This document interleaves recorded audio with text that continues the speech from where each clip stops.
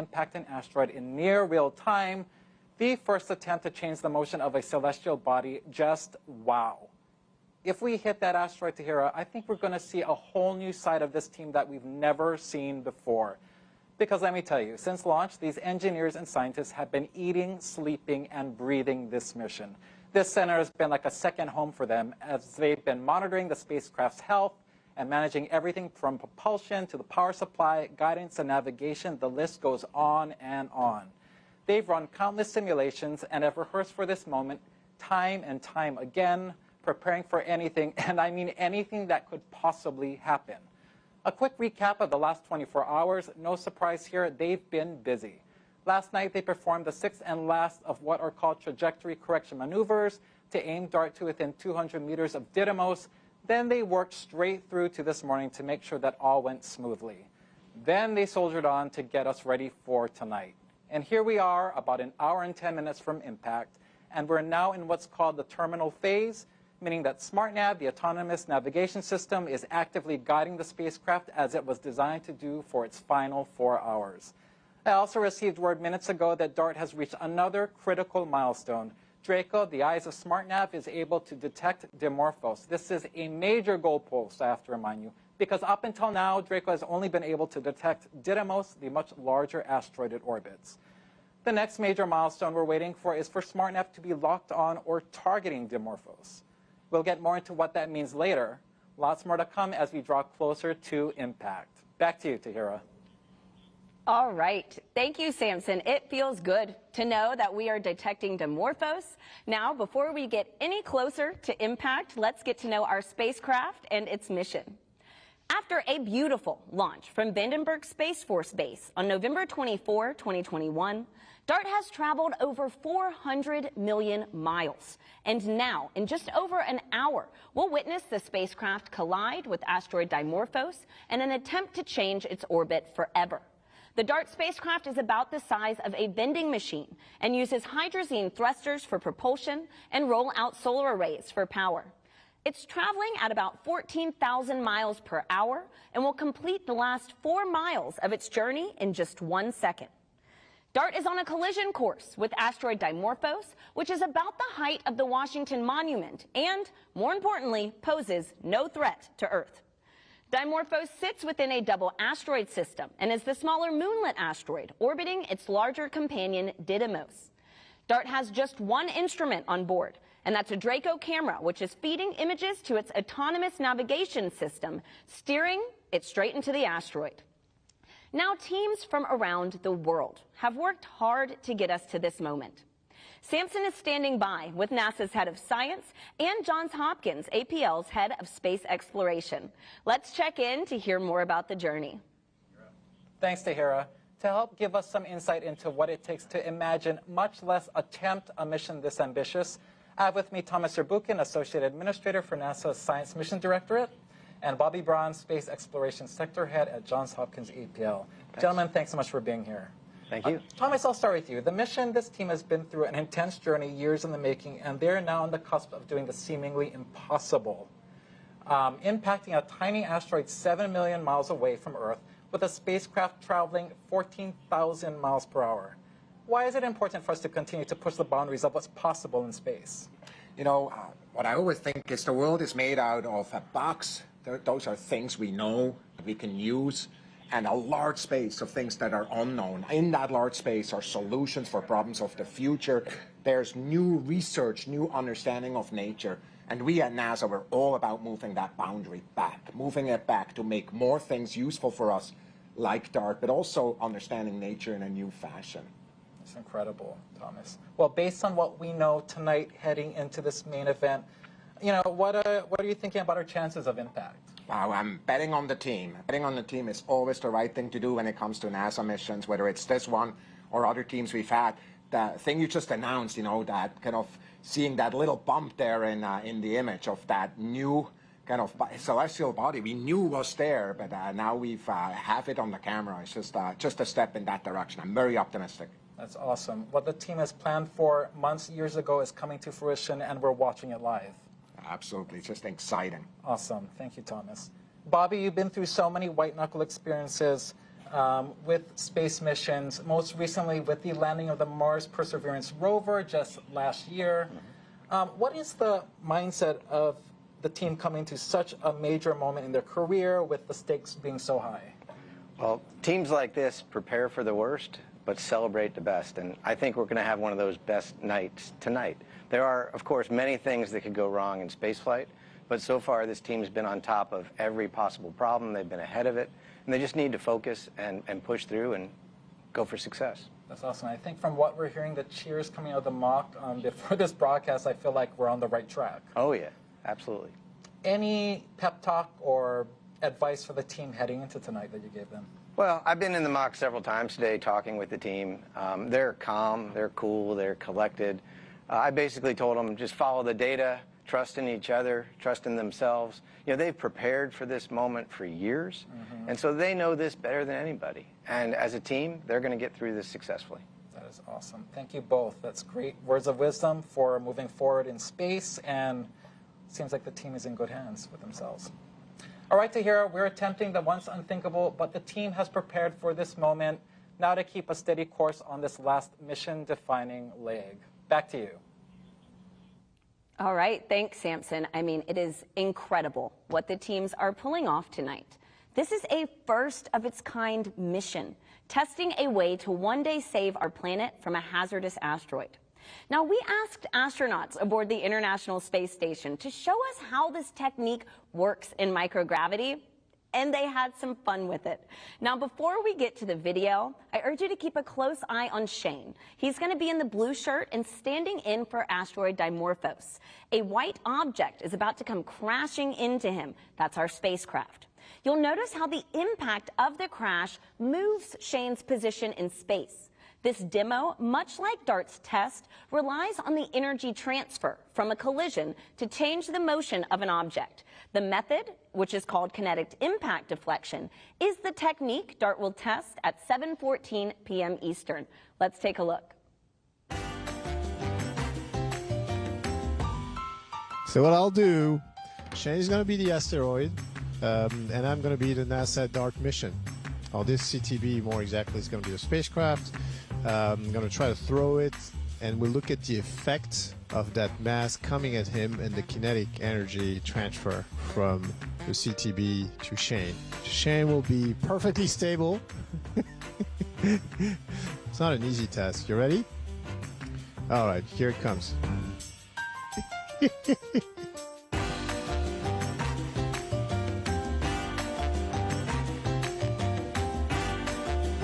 I've redirected Shane successfully.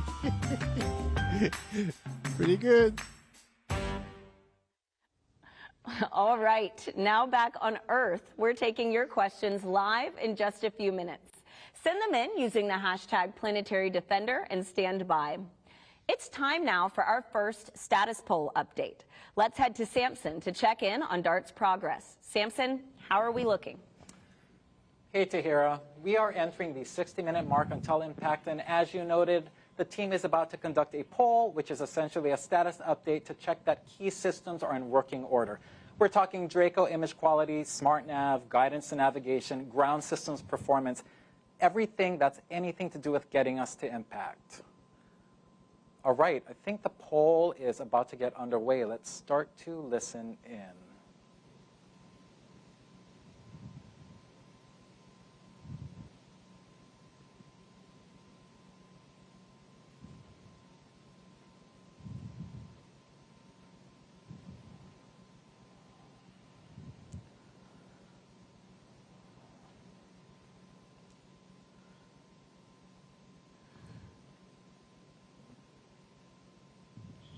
We are waiting for that poll to begin any second now. Smart nav one off console.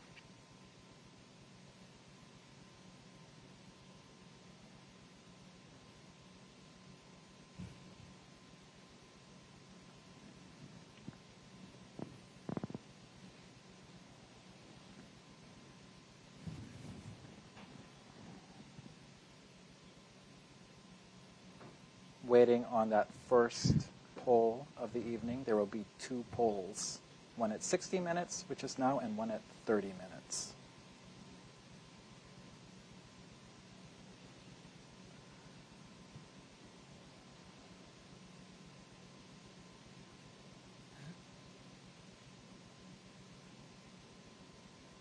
Afterward, we should be hearing from Elena Adams, the mission systems engineer, to give us a summary of what we'll have just heard.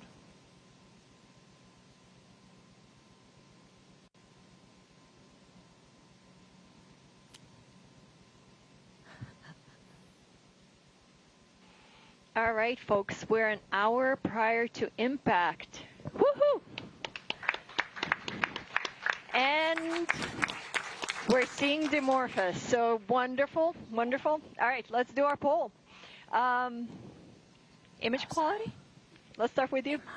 Images are looking great. Dimorphos is coming in at about the same relative dimness as Didymos, so very consistent brightness between the two. And it's a stable track. That's awesome.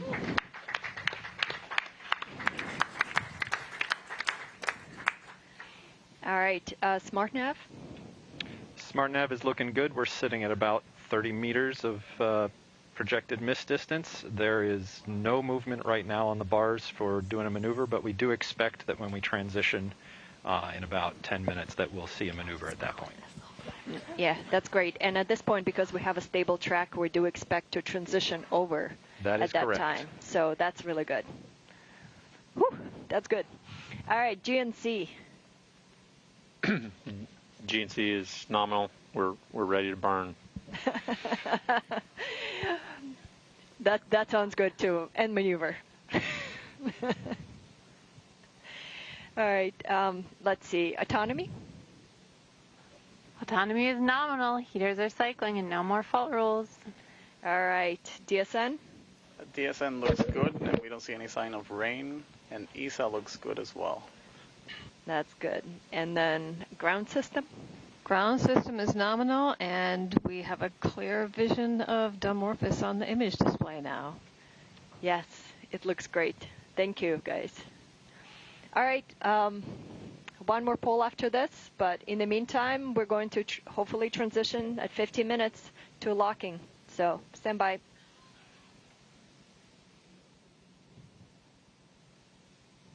All right, we're going to hear from Lena ourselves to give us a update. This is Lena. Hey, Lena. How's it going? Good. How are you? Good. That sounded like a great poll. Any words about what we just heard? Oh, we're very excited. We are starting to see Dimorphos for the first time. It is looking great. It is just about the same dimness as Didymos as we expected. And so we are getting ready to transition. We have a stable track at this point. It's about 7 pixels in size. And yeah, we're ready to go. It's great news, Lena. Thanks so much. I'll let you get back to it. Thank you. Wow, that was a great update. Joining me in reacting to that bit of news is Angela Stickle, planetary geologist and a DART investigation team lead. Angela, you just heard the poll, you just heard Lena. Things seem like they're going really well. What are you feeling? What are you thinking? Oh, I'm so excited. This is fantastic. We can see Dimorphos, and we're on our way. Gosh.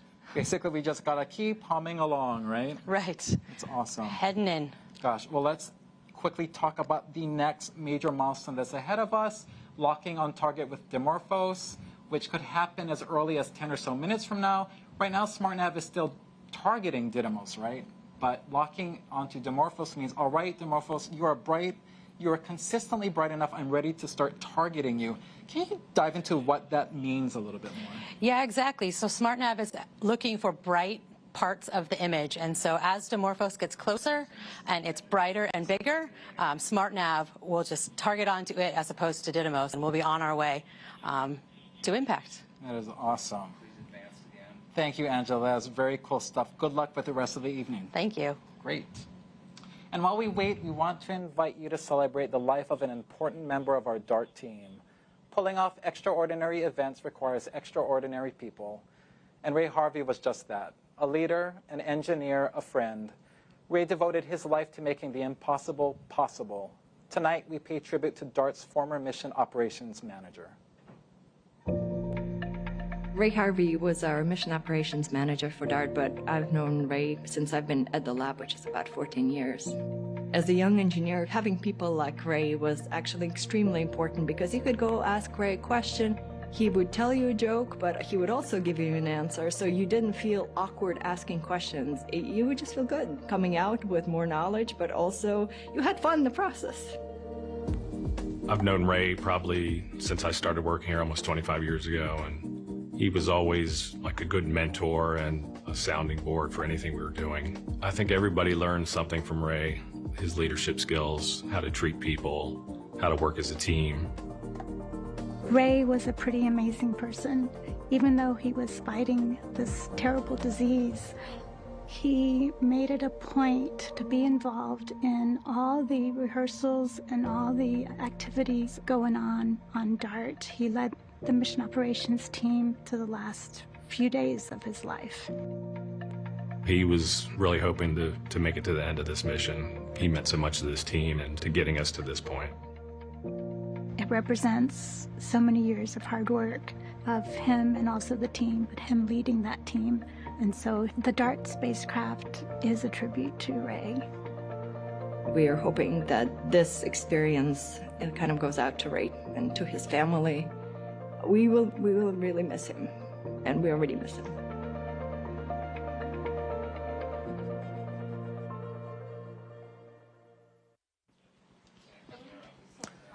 Ray has touched so many lives.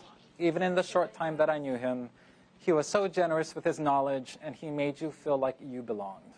Ray, you will be greatly missed. This one's for you. Tahira.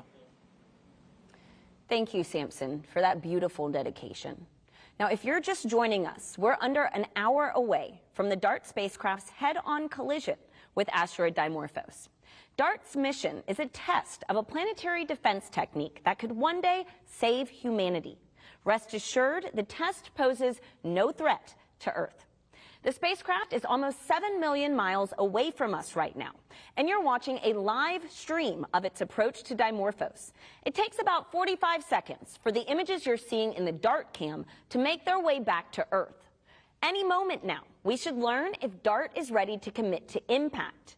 While we wait, I'm here with Andy Rivkin, DART Science Investigation Lead, and Mallory DeCoster, DART Impact Modeler. Andy, Mallory, while we wait to learn if DART is ready to commit to Dimorphos, I can't help but wonder, why this asteroid? That's a great question. The way that the double asteroid redirection test was designed, it was to measure the period change in a binary asteroid system. So we needed a binary asteroid, so that eliminates some number of objects. We needed something with a moon that was small enough that we could move it with a strike from a spacecraft, but not so small that we wrecked the moon. So when you kind of tick off all the possibilities, Didymos really ended up as the best choice and really the only choice that would provide a mission in this time period. See, I want to go back to that. You mentioned having a moon that we could push but not destroy.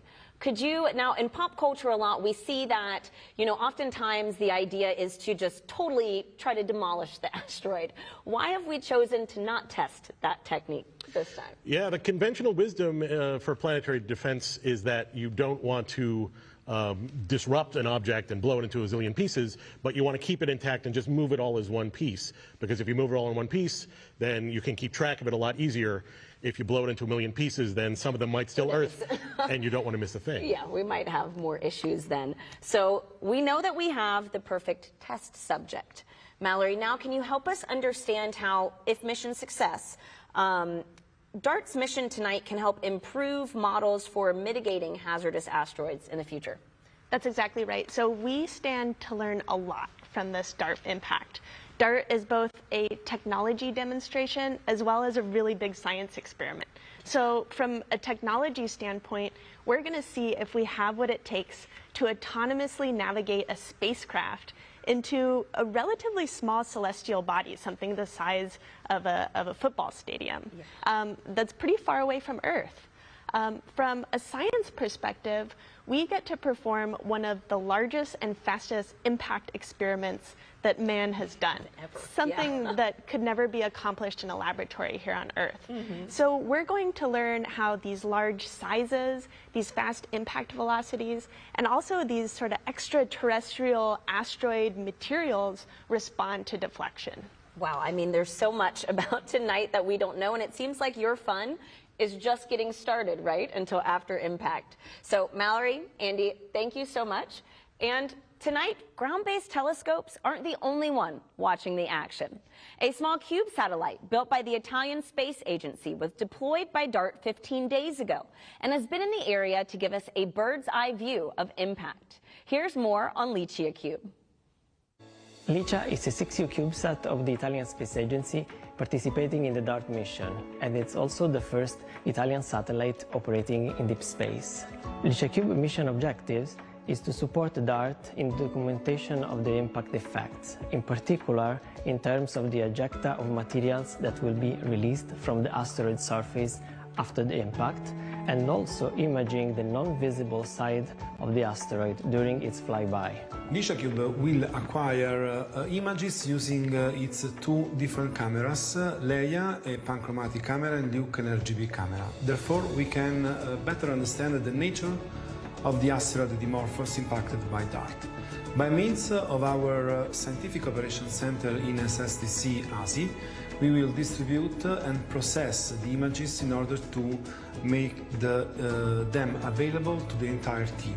We are here in Argotech's Mission Control Center in Turin, from where, together with ASI, we monitor the status of Licia Cube. The batteries are charged, the radio is communicating correctly, and the navigation altitude is on the right trajectory. Everything is ready for the most important part of the DART mission, the impact with the asteroid. DART is a global effort to prepare humanity for the unthinkable. Before the spacecraft can complete its mission, the autonomous navigation system must first confirm a lock on target. This is a key milestone that we should be hearing about soon. So let's go back to Samson for the latest for mission operations. Hey, Tahira, we are less than 50 minutes out, and we just heard big news. We have reached the point where SmartNav is now target locked onto Dimorphos. That progress bar should move to your right that much further, closer to impact. Very exciting. In the meantime, joining me is someone who worked on the instrument playing a starring role with this major milestone and basically all the way up to impact. Lisa Wu, mechanical engineer who helped install the Draco camera and built its cover. Lisa, thank you for joining me. Thank you for having me. So we just heard big news. We hit this target lock. It could have come fairly later than this, but we're in a good spot with this target lock. How are you feeling? I am so excited. I'm sure the entire team is ecstatic. This is what we've been working so hard for in these very last moments, and we just heard we got target lock, so could not be feeling any better. Very exciting. I mean, we are humming along. So a quick recap, SmartNav is DART's autonomous navigation system. It's been called the brains of the spacecraft. And right now it's essentially maneuvering that spacecraft on its own, as it will be for the last 4 hours. But Draco Imager, it's providing SmartNav with that unflinching view of Dimorphos, about an image per second. It is the eyes of the spacecraft. Lisa, what makes this camera perfect for this mission? Yeah, of course. So the Draco instrument is a very, very high resolution, narrow field of view telescope. The image quality, let's go back. Draco is a descendant of the Lowell telescope, which might sound familiar because it took the very first pictures of Pluto on the New Horizons mission, which also might sound very familiar because that is an APL-led mission. So if you've ever seen the first pictures of Pluto, that is the amazing quality that we have on DART. That's incredible heritage. And yeah, anyone who saw those images of Pluto, those were amazing, and that kind of ups the ante for what we're going to see with these pictures of Dimorphos, right? Oh, yeah. So we all know about, a lot of us have smartphones with, cameras. We have cracks, we have smudges. How did your team make sure that this camera made it in pristine condition to get to this point? Of course. So our flight hardware, including this instrument, was made in the clean room. Very, very high clean facility. In order to make sure that the telescope works, we had to put it through a lot of electrical testing, optical testing, alignment testing. We had to make sure it performs as we intended.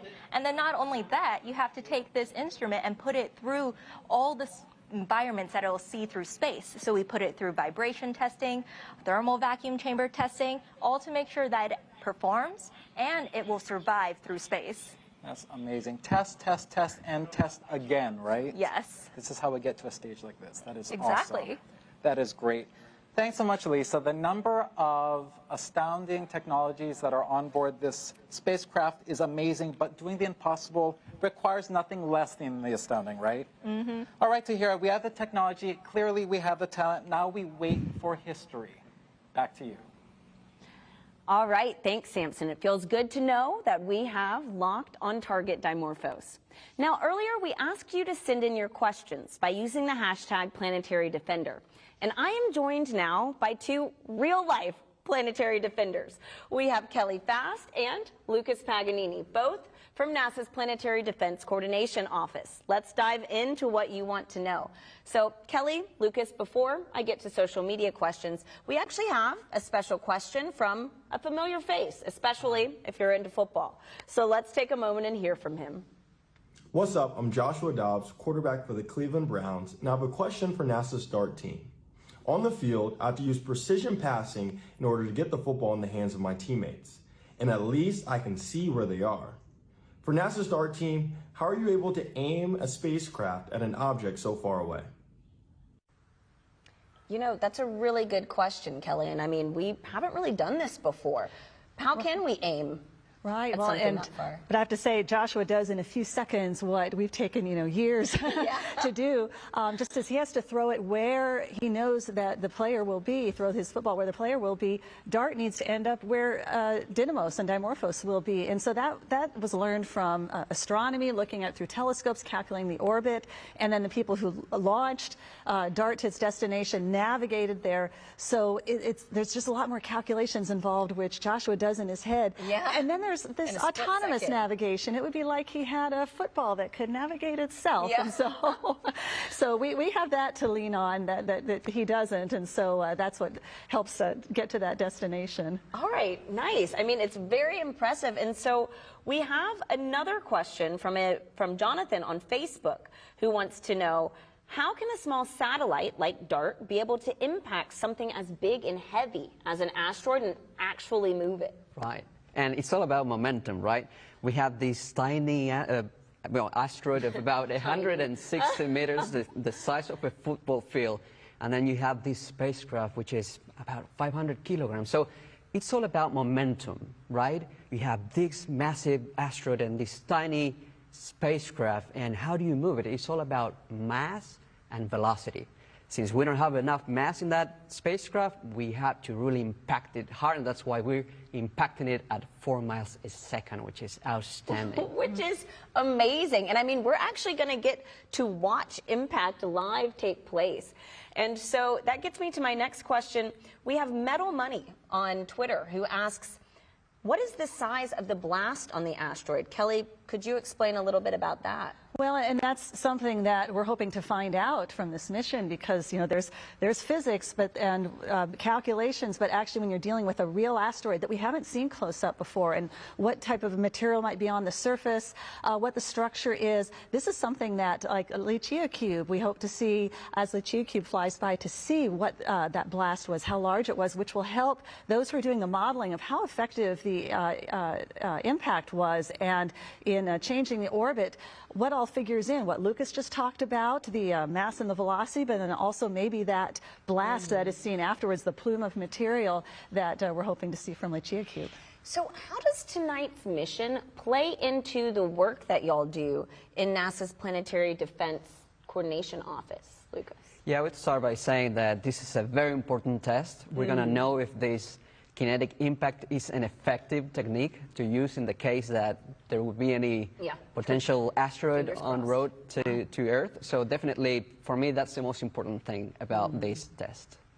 But then on top of that, there's finding the asteroids, because you can't go out and mitigate a possible threat if you don't even know it's there. And so NASA is very focused also on finding near-Earth asteroids with telescopes that survey the skies every night, looking for near-Earth asteroids, getting the orbits calculated, figuring out where they're going to be in the future to see if we even need something by DART, and then working to speed that up. NASA's working on the Near-Earth Object Surveyor space telescope that would look in the infrared and have a different perspective, complement the ground-based telescopes to accelerate things, just so that we know, is there a threat out there that we're facing that we do not yet know about?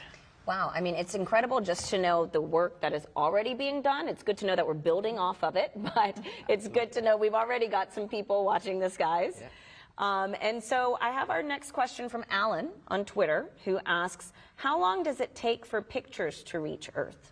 Kelly. Well, the time it takes light and then a radio signal from the spacecraft to come to Earth is 38 seconds, but then there's also the time needed to process the images, so a few more seconds on top of that. So under a minute, but still it's not instantaneous because it's a ways out there. Well, that makes sense. I mean, but under a minute to get something back from space, I'd say we're doing pretty good right there. That's right. So Lucas, Kelly, thank you so much for everything that y'all are doing to keep our planet safe. Thanks, Sahir. And so it's important to note that tonight we're attempting something that's never been done. And with that presents many challenges to overcome. Here's what makes DART a first-of-its-kind mission. The DART mission is a very difficult mission because we are trying to do something that hasn't been done before. This is the first time we're going to an asteroid that is this small, this dark, and we're actually going to attempt an impact. The DART mission is really something that the whole world can get behind.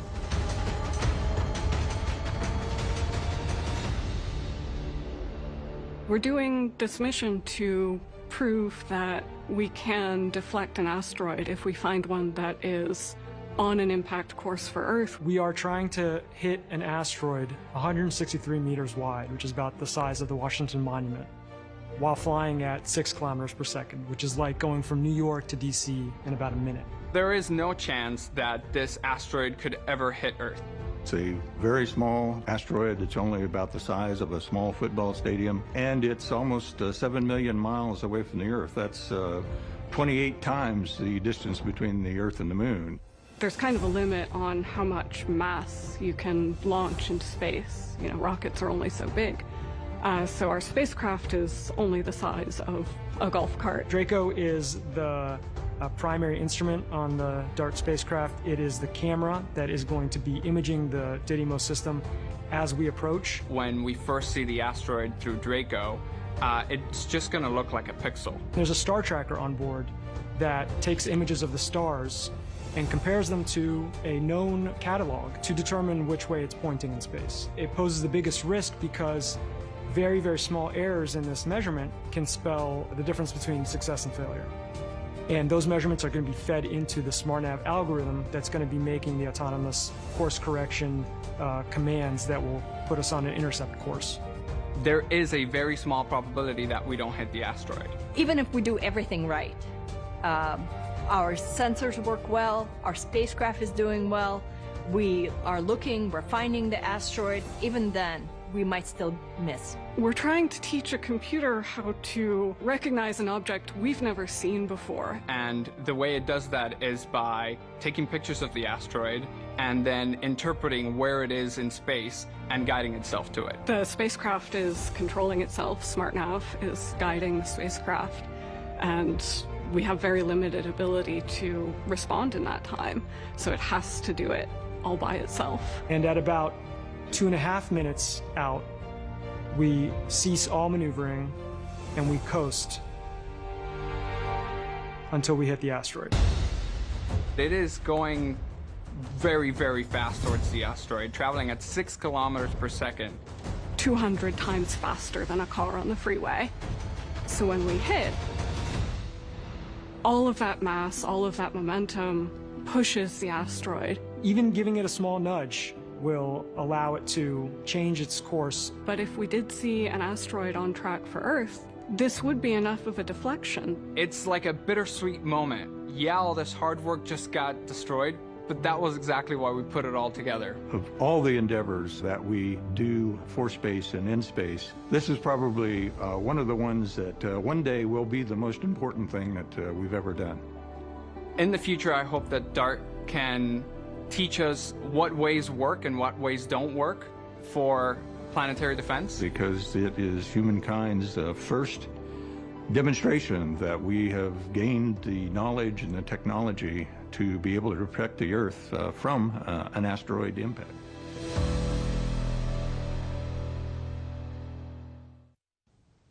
Space exploration is rooted in pushing past boundaries. Remember, tonight is a test, and we hope to make impact. Now that you've learned of the challenges today's test, let's head back to mission operations and get a status update on DART's real-time progress. Samson, how are we looking? Hey, Tahira, we have 30 minutes to go until impact. As we heard earlier, so far so good. SmartNav is now targeting Dimorphos. Thrusters are firing, maneuvering the spacecraft. Draco, DART's eye, playing paparazzi with Dimorphos, providing SmartNav with about an image per second. And this is a good time to remind you that what we're seeing on the Draco feed is delayed by about 45 seconds on account of signal delay and image processing. And coming up, we're about to see the team conduct a final poll, one last scheduled confab to make sure that all systems are go. And as we head to that, I have someone with me who knows a thing or two about ensuring spacecraft readiness and integrity. Betsy Congdon, DART's mechanical systems engineer. Betsy, thank you so much for joining me. Thank you. So you led the team that literally put DART together, is that right, Betsy? Yeah, so my job is to make sure the engineers and the technicians all physically put all these boxes that you've been hearing, bolts and all onto a spacecraft all together. I gotta ask, with a mission so ambitious, how many hours, how many years, how many people? Do you have any idea at this point? Oh, man. So, I mean, DART has been thought about for a long time, but really started in earnest about 5 years ago. We started building up the spacecraft and, you know, in that assembly that I was talking about 2.5 years ago. And so it's been hundreds of hours, you know, to make something like this possible. People with all sorts of talents. You've seen a lot of them today. That's incredible. And so we're heading up toward another status update, as I said earlier. And as we all know, space is a unique and challenging environment. When you're assembling DART, what were the key boxes you were checking off of that very long quality assurance list to get the spacecraft to where it is right now and hopefully till impact? So space is very hard, and so what we do is each individual component, Lisa was talking about this earlier, goes through its own individual testing, and then we put the whole spacecraft together, and we will check out the electrical systems, making sure all the boxes are working and talking to each other. We put it into a vacuum chamber, make sure it's going to work in space, put it through all the different temperatures it's going to see, and then put it on a shaker table and actually mimic launch. And so it actually goes through all of that as a full spacecraft as well as individual components. So we go through a lot of testing, mission operations, mission simulations, to get to this point. That's incredible. I mean, I don't know if you included, you mentioned so much array. Is that also accounting for the temperature fluctuations in space? That's another key part. Yeah, so we have chambers here at APL that are specially built to take these spacecraft, put them into the vacuum of space, and run them through the temperature spaces that we're going to actually see. It's incredible. How many times do you check? Is it like one test and we're done, or are you sometimes testing and testing? Lots and lots of testing, and that's what makes it, you know, so perfect. We're seeing these great images coming in because of all that testing and all of that work. So, you know, you don't do anything once. You're doing it many times because once it's in space, there's not a lot of ways to fix it. Right. Well, do you ever, you know, think about that one panel, that one component that gave you a little bit of heartburn in the clean room, and you're up at night thinking, I think that thing is going to hold true up until the end? Everything is looking really good. I will say, you know, we had a lot of new technologies, which are really exciting. The ROSA solar arrays had never been integrated onto a spacecraft before, and so that was like a challenge, but one the team was up for, and now it's all ready and working perfectly. All these new technology demonstrations, I mean, it only adds to the complexity of this mission and to, you know, testing things.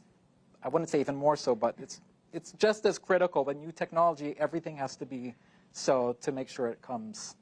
Yeah, I mean, all of this new technology just requires extra testing, but that just gains confidence. You know, you're seeing the team working through that, working through all these mission sims. So that's really what makes it exciting. You don't want to just do the same thing over and over. This is what makes APL a special place. We build these special spacecraft that, you know, have never been done before. A last quick question for you. It's got to be a little bittersweet that a spacecraft you poured heart and Sol into is about to careen into an asteroid. How are you feeling about that? I'm feeling great about it. You know, it was designed to careen into the asteroid. It's meeting its destiny. So it's really exciting to see, and I can't wait for impact. Well, it is serving a purpose. I guess that's why it's easier to let it go. Right? Exactly, very much so. That is awesome. Well, I think we are about to get into that final pull in the mock very shortly. So we're going to hear that final 30-minute poll, and then we're going to hear from Lena Adams again, DART's Mission Systems Engineer, to give us that summary of what we just heard, how she's feeling, how they're feeling in there. Very exciting stuff. This will be the final poll of the evening.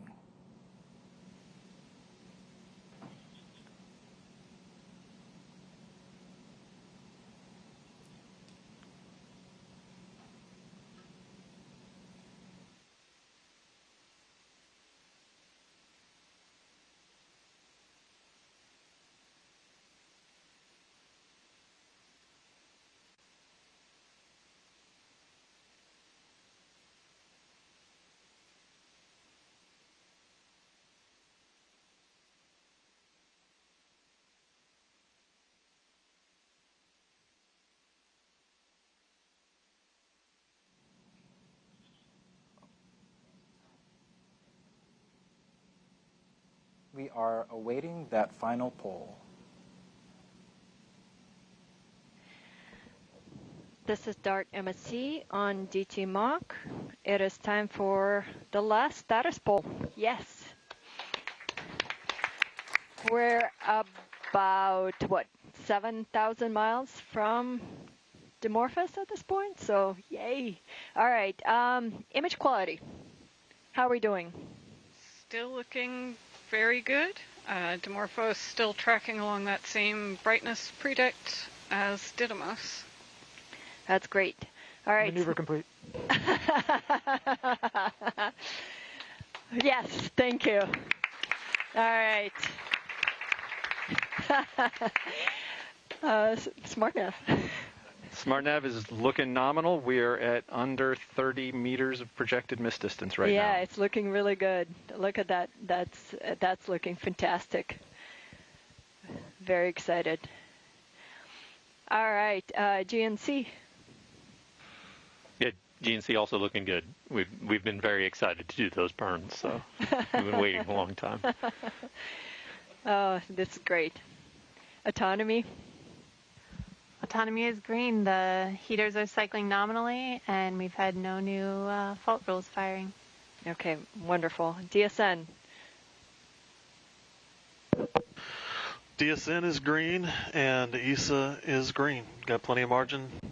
Looks good. All right, ground systems. Ground system has been helping a few users manage clients, but everything is going fine there, and we are green. Yes, wonderful. Thank you, guys.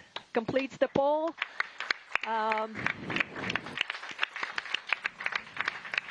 Last one. All right, so Didymos is looking like itself. We'll see what Dimorphos is looking like soon.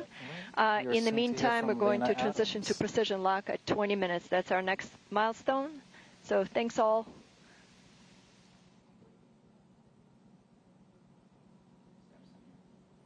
All right, we're about to hear from Lena Adams from the Mission Operations Center. Hi, Samson. Hi, Lena. That sounded very positive. How's it going in there? Oh, it's going great. It's going great. We've locked on Dimorphos. We're maneuvering towards it, and yeah, everything is looking really good. We were at the time of the poll within just a few meters of projected miss distance, which means we were hitting towards the center. And at this point, we're coming back there about 30 meters off the center of the lit portion of Dimorphos as of right now. We've executed 2 burns. And everything's looking on track. Oh, that sounds wonderful, Lena. Thanks so much for that, and good luck on the final stretch. Thank you. Thank you. Have a good one. All right, Betsy. We had that very positive poll, lots of fantastics, lots of clapping. We heard Lena in a very positive mood. How are you feeling? I'm feeling great. It's amazing to see the actual dots on the screen for real coming down from the spacecraft. Very exciting.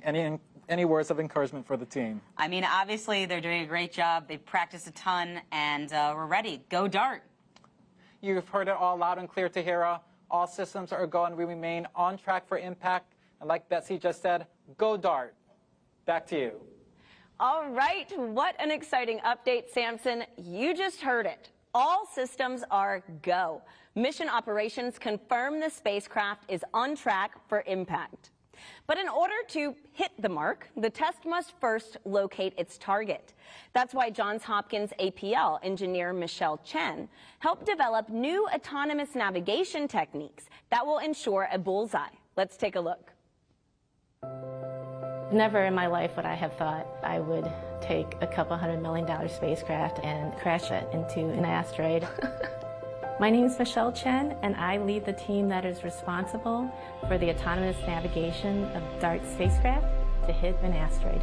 The DART mission is the first planetary defense test mission. Our goal is to hit and impact an asteroid to understand and study the momentum transfer so that we could potentially later down the road, if we need to, deflect an asteroid on its way to Earth. I'm the SmartNav lead. SmartNav stands for Small Body Maneuvering Autonomous Real-Time Navigation. SmartNav, I always consider it sort of like the brains. And so the camera, Draco, is essentially the eyes. The algorithm has to identify and hit the target in the field of view of the camera. We're flying at over 6 kilometers a second. It essentially occupies a pixel up until possibly 30 minutes prior to impact. And then that's where everything gets really exciting. And so you could just imagine if it was a human being joysticking this. Because we don't know for sure what the asteroids look like, our simulation gives us the capability to use different asteroid shapes and asteroid objects to see that our SmartNav algorithm performs against all these unknowns. We're super excited and nervous as well. I love pushing the boundaries, and I love the application of math into real-world problems, and then seeing it actually doing its thing. To me, there's nothing cooler than that. If you're just joining us, we're about 24 minutes away from DART's impact with asteroid Dimorphos. The spacecraft is flying at 4 miles per second, guided only by its autonomous navigation system. I'm here now with Tom Statler, DART program scientist, and Don Graninger, DART impact modeler. Tom, Don, thank you for being here with us tonight. We have some good news happening, but we did just hear about the challenges that DART is facing tonight. So, Don, could you tell us a little bit about what kind of uncertainty exists with a mission like this? Yeah, sure. So what's really interesting is that until just, even a few minutes ago, I feel like we're just getting our first looks at Dimorphos. And so we have absolutely no idea what we're going to be impacting into. It could be covered in rubble pile. It could be just a completely different shape. We don't know until we really write upon that impact. And that's probably one of our biggest uncertainties on this. I mean, but that's what really makes tonight so exciting. And so, Tom, could you expand a little bit more on how we will use this information in the future if all goes successfully? Well, this test is really important to understand how we might be able to deflect asteroids in the future. And when we measure the change in the binary period of Dimorphos, and we will understand how the asteroid reacted to our kinetic impact. And then as we get deeper understanding into exactly what the geology was of that asteroid, that's the basic information that's going to help us refine our physics understanding of asteroids and our ability to compute and predict, like Don does, run these fantastic codes and extend this knowledge to really have a good plan for how we might react if we ever do discover a dangerous asteroid that is different from Dimorphos. Well, hey, I mean, it's better to be safe than sorry. So it sounds like y'all's party is really just getting started after impact. So congratulations on your success so far. It has been a pleasure. Thank you so much. Now, any second, we should be learning if DART has a precision lock on its target Dimorphos. This is a key milestone critical to tonight's success. Samson, mission operations must be buzzing. How are things going? Hey, Tahira, the energy is indeed electric and the team is hyper-focused. You could hear a pin drop right now as we're coming up on the critical 20-minute mark from impact and expecting to hear from the team that SmartNav is now precision locked onto Dimorphos, which means that SmartNav will be tracking only Dimorphos from here on out. Why? SmartNav has full confidence that we're in fact tracking Dimorphos, and so we want to remove any confusion by continuing to track Didymos. Because what could happen with Didymos is that its shape could be such that there's a lot of shadowing, which could make it seem in the Draco imagery like multiple blobs, as the team likes to call them. And we don't want SmartNav to mistake any of those blobs for Dimorphos, so we're doing away with tracking Didymos altogether. We are waiting for that announcement of precision lock. All right, we're about to hear from the team. Actually, we have some time until we hear that.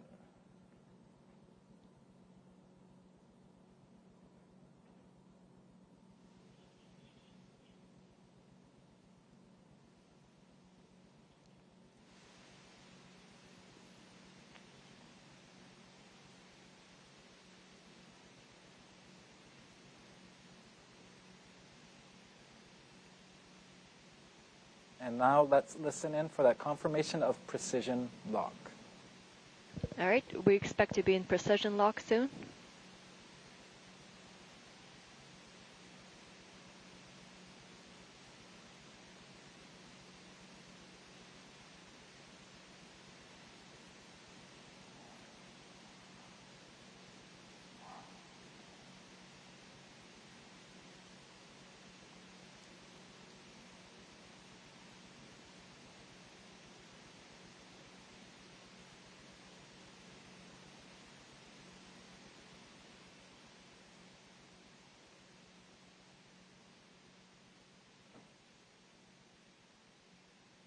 We are waiting for confirmation of precision lock.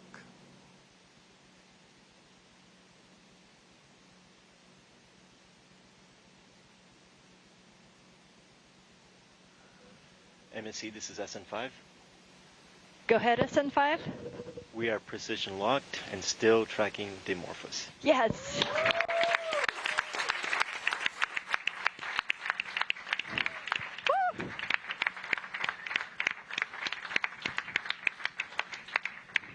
We are soon going to hear again from Elena right. Adams. This is great.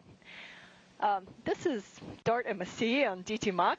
So this was our last milestone. At this point, we're going to be working towards Dimorphos. I expect we're going to do some burns. We're about 4,500 miles away from Didymos and Dimorphos. So let's see what happens.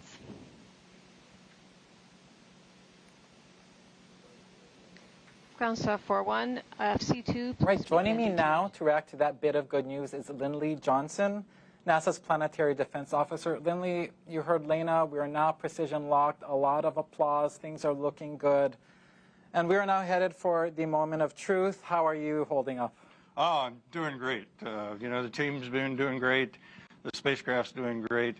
This precision lock, you know, is absolute milestone for the terminal phase here. We've got a good signature on Dimorphos, so the spacecraft has what it needs to guide itself in for the impact here in 17, almost 18 minutes. So we're doing great. Yep, so close. Very exciting moments ahead.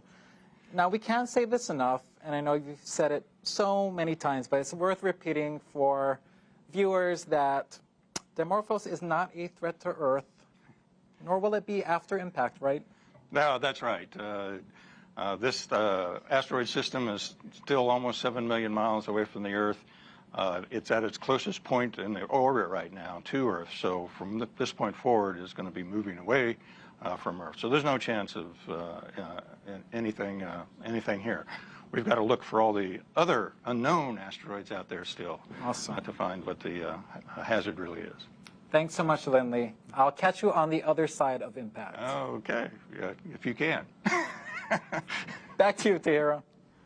All right, thanks, Samson. It is amazing to know that we have a precision lock on target Dimorphos. Now, we have a fun way for you to join our mission, and it is by signing up to be a planetary defender. Visit bity.com/planetary defender. Take the quiz and receive a certificate like this one. Now, once it's official, show us on social media using the hashtag Planetary Defender.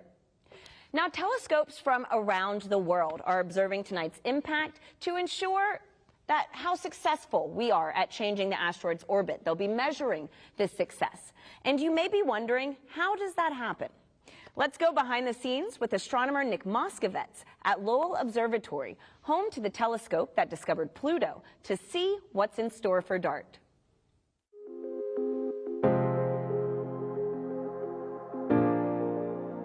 This is Lowell Observatory. Lowell is one of many observatories around the world that will be observing the DART impact, NASA's first ever planetary defense test mission, to see how much a spacecraft impact can deflect an asteroid in its orbit. This is where Pluto was discovered, and we are still doing research in all areas of astronomy today. So let's go check it out.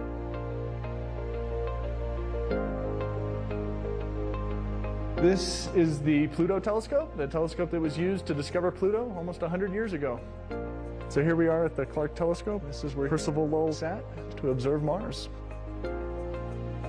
Let's head on over to the Lowell Discovery Telescope about an hour south of Flagstaff, which is where we are going to be collecting data for the DART mission. And the reason we're all the way out here in the middle of this forest is that we have really dark skies here.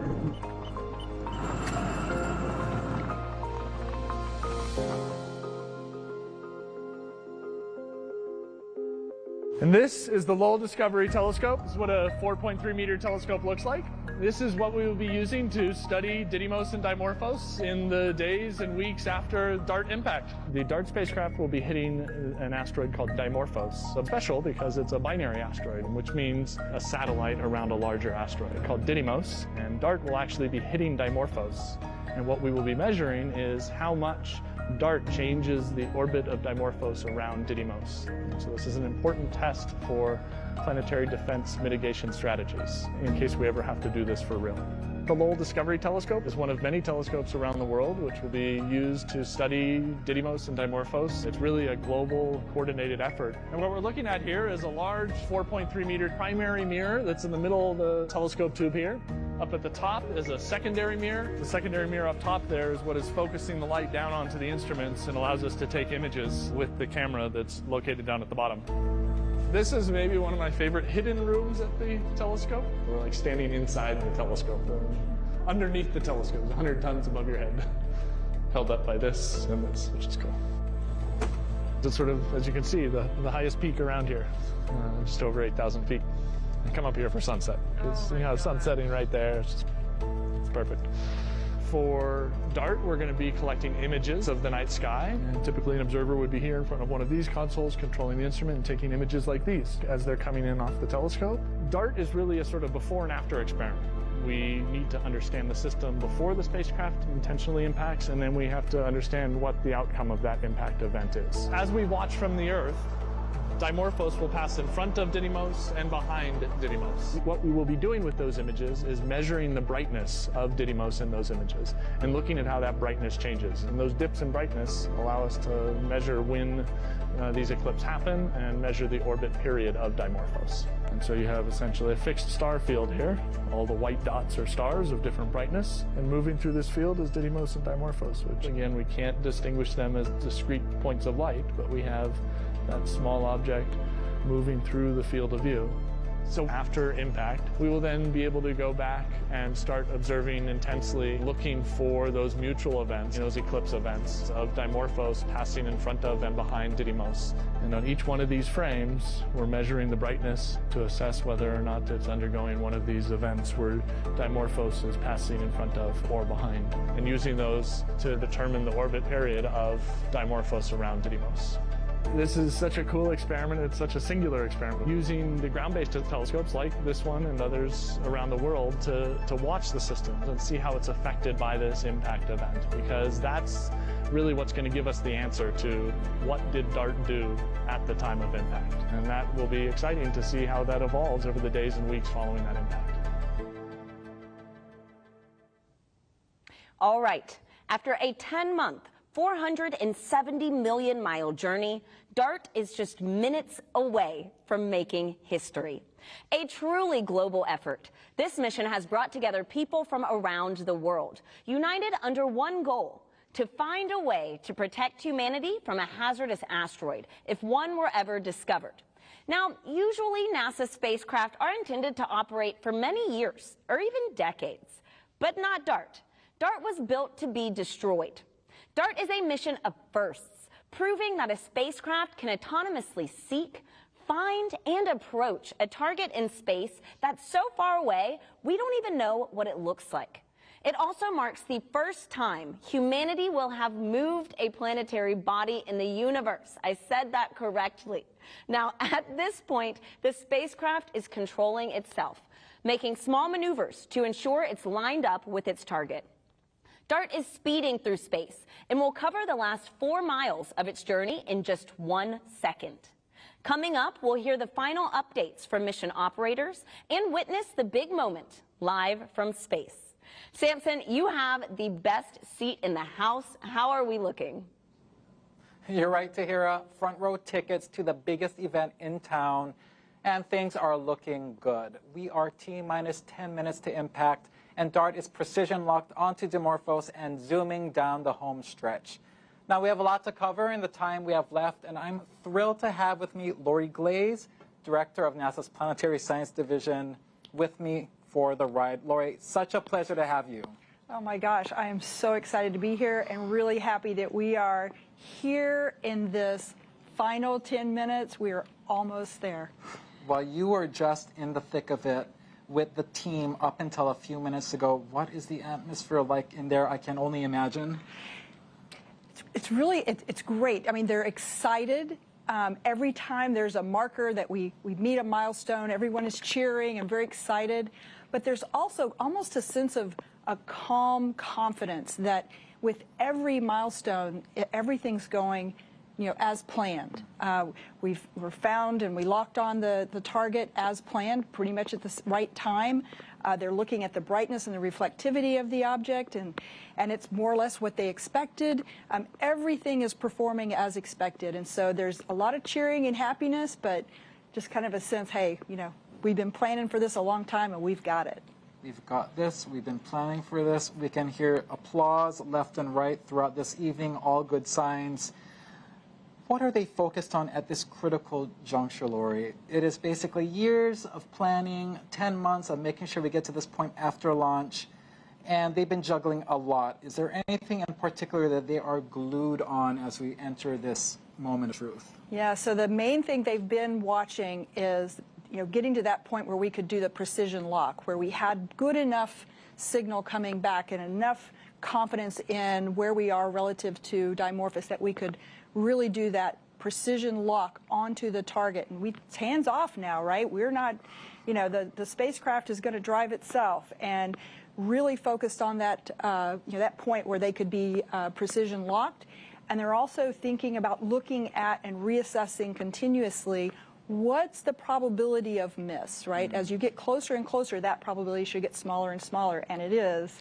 It looks really, really good right now. Well, it sounds like the game of thinking, of wondering, really doesn't end until that last second comes to pass. So they can do a lot of great up until this point. We just have to see this through to these last few minutes. Well, and in a few minutes, speaking of that, all the years of thinking, of doing, planning, reacting is finally coming to an end. From 5 minutes to impact, there will be no more opportunity to send any commands to SmartNav in the Mission Operations Center. The team will be purely spectators, the data coming in, and they are just wetting it out like the rest of us for the first time. Lori, this is huge both from an operational perspective and also an emotional one, isn't it? Yeah, it is. I mean, you can imagine, I'm really excited about it, and I've been engaged with this mission for the last 4.5 years that I've been in my current role. But this team has been working so hard on this for so many years, and they've put so much of their energy and their time into this, and so much planning and rehearsing, and it's a really big event for them to, like you say, just counting down and watching. At this point, there's not much else they can do but watch and see the fruits of all their work. Yeah, I've gotten to know many members of this team over the past few months, and there's a lot of alpha individuals on there, right? You need a good mix of alpha people to make sure we get to this point. I can only imagine what they're feeling. Perhaps, like you said, a little bit of relief, a little bit of, can I let this go? I have worked for this moment so long, and now we can no longer do anything. That moment is just coming up. Yeah, but I think they're ready. I think they're at that point. You're getting some shots of Elena Adams, the systems engineer, and you can see the excitement in her voice. She's so ready to show the success of this mission. This is awesome. 5 minutes out, which we're coming up on now. The team will be hands-off 2.5 minutes from impact. SmartNav, which has been guiding the spacecraft autonomously for 4 hours, will also step away, stop any maneuvers. DART will simply be coasting to its fate. This is blockbuster stuff, Lori. Oh, yeah. Oh, yeah. We are there. Yeah. I have front row tickets, and we are very soon about to open up these airwaves in the Mission Operations Center. We'll stay plugged in all the way through impact. Remember, at this point, 5 minutes out, no more commands to SmartNav will be possible. The team is watching it just like you and me and the rest of us.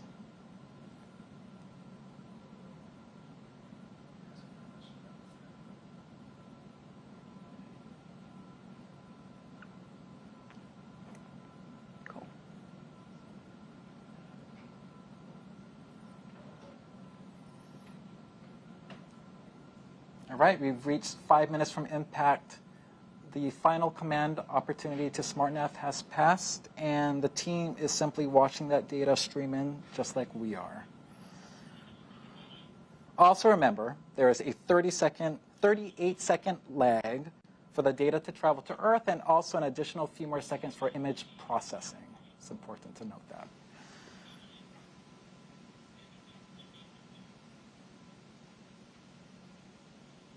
You should be hearing the chatter in the Mission Operations Center momentarily.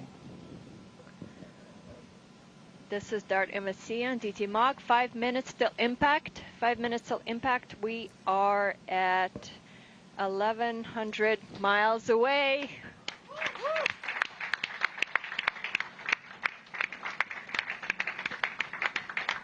Also, our window for sending any commands to the spacecraft is done. Contingency's done.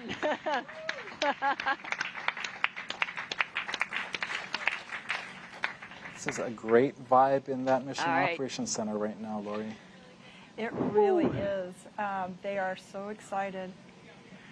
And investigation I'm honing in looking at these images as we get closer and closer, and you look at Didymos, and just you're starting to see this physical body appear there. It's incredible. Just incredible. That sounds great. I'm still having a hard time believing this is real imagery coming in near real time. Yeah. Yeah, but you've been watching it over the last 30, 45 minutes go from just being a collection of individual pixels, and now you can actually see the shape and the shading and texture of Didymos, and we're going to see that same thing with Dimorphos as we get closer and closer. This is so cool. Never before seen images of Dimorphos will come into stark relief. Absolutely. A few seconds before impact. Didymos. It's amazing. Yeah. All right. The team is standing just recognizing this moment years in the making. It is really nice to see them relax a little bit, get off from those computers that they've been glued to, and just appreciate this moment that's coming. Yeah, and they've earned this. It's just great to see them there.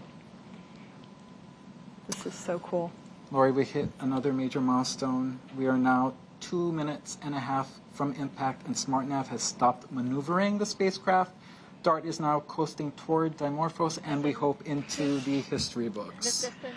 Absolutely. This will be, I'm sure you've heard it many times tonight, humanity's first ever attempt at trying to move another celestial body, and also our first attempt ever to execute a mission in sole purpose of planetary defense. So what an exciting time. Yeah, and I'm starting to see Dimorphos start to come into view there. You can see it starting to take shape. I'm starting to see individual boulders on Didymos. Unbelievable clarity of images there. We're coasting on in. Our projected miss distance is going to be about 17 meters. All right.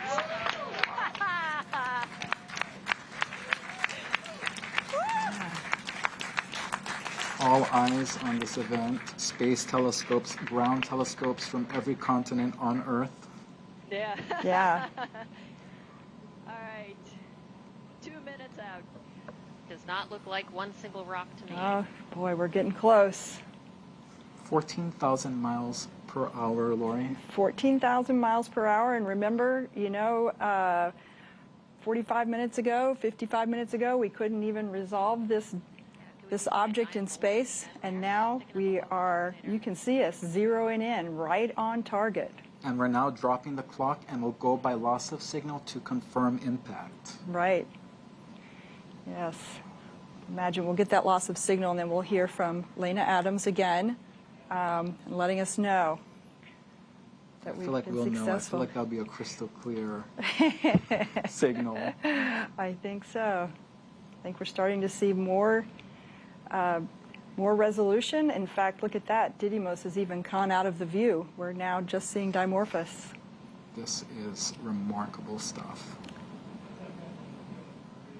Oh my goodness, look at that.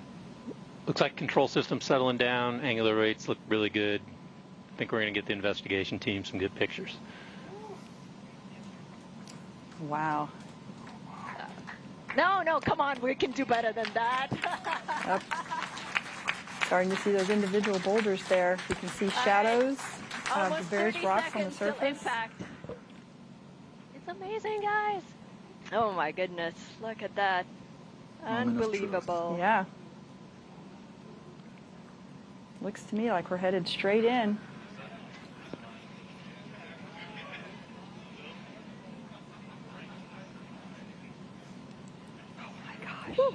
Oh, wow. Yeah.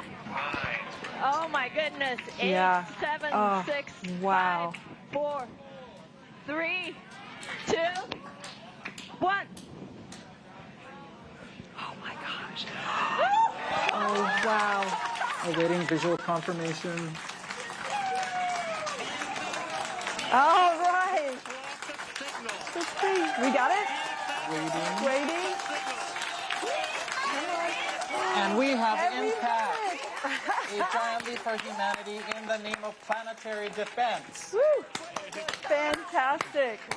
Oh, fantastic. Oh. What a moment. Very few words can really capture this moment. This is beautiful to watch.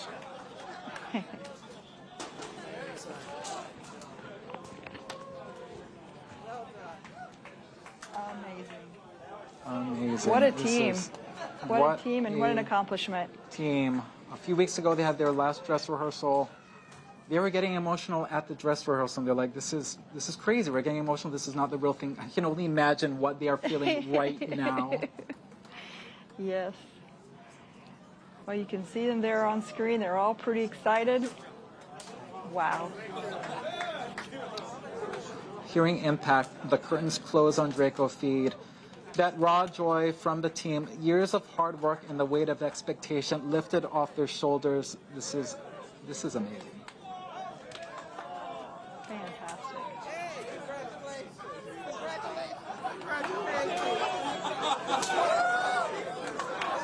This is beautiful. And Lori, really, this is a huge moment for the mission.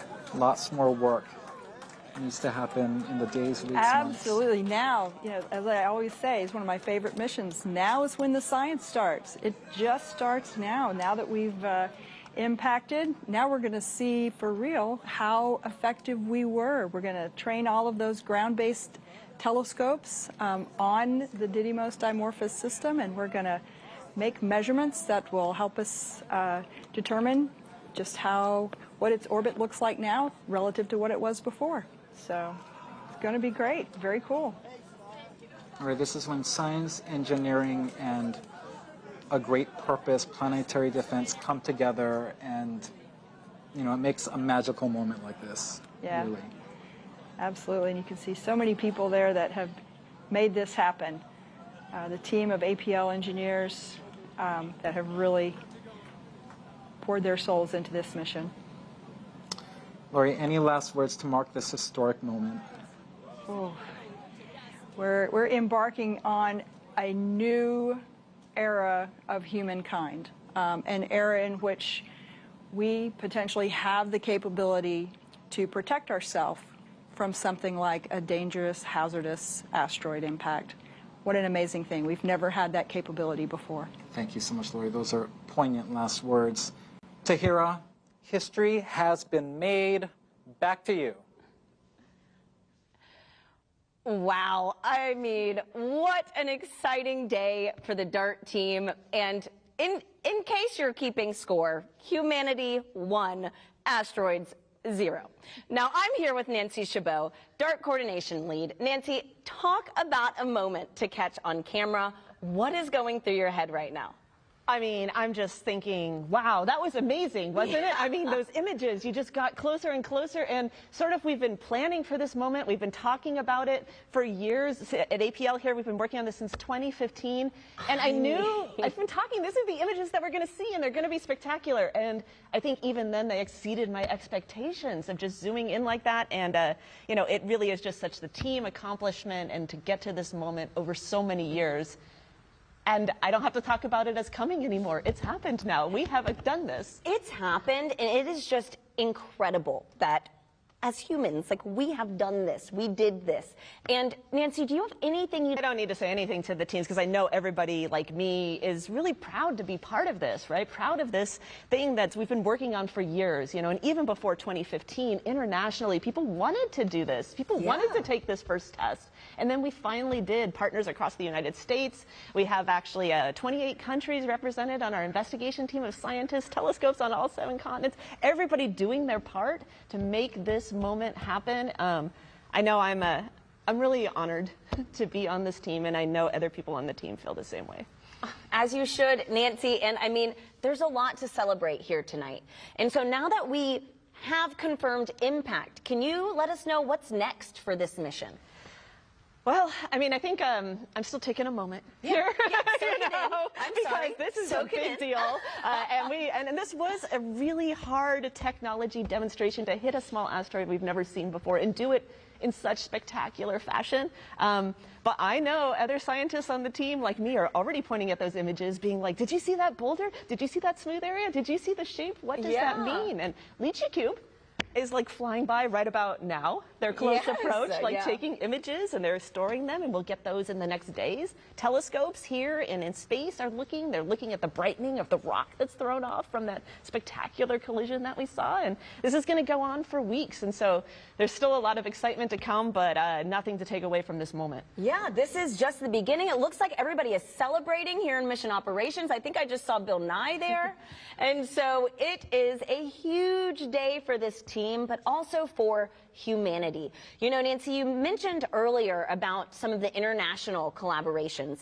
And could you give us an idea on kind of the scope of DART's mission, right? It's not just us in the United States that's focusing on this. So can you expand a little on that? Yeah, I mean, planetary defense is really an international issue. We are all on this planet together, right? And I think it's been so great for this mission to really support and embrace that international cooperation for planetary defense so that we can maximize what we learn. And this idea came about from international scientists talking to each other, working together, you know, in order to make this moment happen for NASA's Planetary Defense Coordination Office, building the spacecraft here at APL. But really, scientists around the world are ready to study the, what did we do to Dimorphos? But more importantly, what does that mean for potentially applying this in the future? I mean, DART really is just the start. It's just the first planetary defense test mission.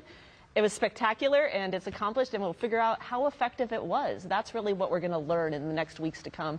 All right, we hit this asteroid. Now, how effective was that at deflecting it, and what would that mean for using it? Yeah, there's still so much to unpackage here. And so we have a special guest who is wondering, you know, more of what's next for this big mission. So let's hear from her now. Hey everyone, I'm Danny Hansen, American Paralympic rower and hydro athlete. And first, I would like to congratulate the entire DART team on crossing the finish line. So congratulations. And with that, here's my question. Now that DART has impacted, how will you know if the spacecraft has actually changed the asteroid's orbit? That's a good question.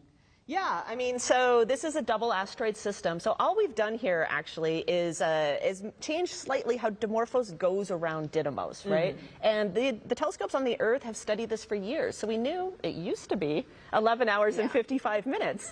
What is it going to be now? And so the telescopes are going to measure that period change. And they're so good at this. They've done it for decades already to get us to that point. And they're going to work for the next weeks and make that measurement. And when we have it, we're going to be sure to share it with everybody to see how much we did deflect this asteroid with the DART collision. Wow. Well, Nancy, I mean, it's time for you to celebrate. So congratulations on everything tonight, and go DART. Oh, go DART. This was spectacular. Yes. And so we have Samson standing by in mission operations with two very special guests. Let's hop over there and see what's going on. Thanks, Tahira. I have the pleasure of introducing NASA Administrator Bill Nelson, who has a special message for us. Hey, congratulations. Boy, the DART team, you really did this one very well.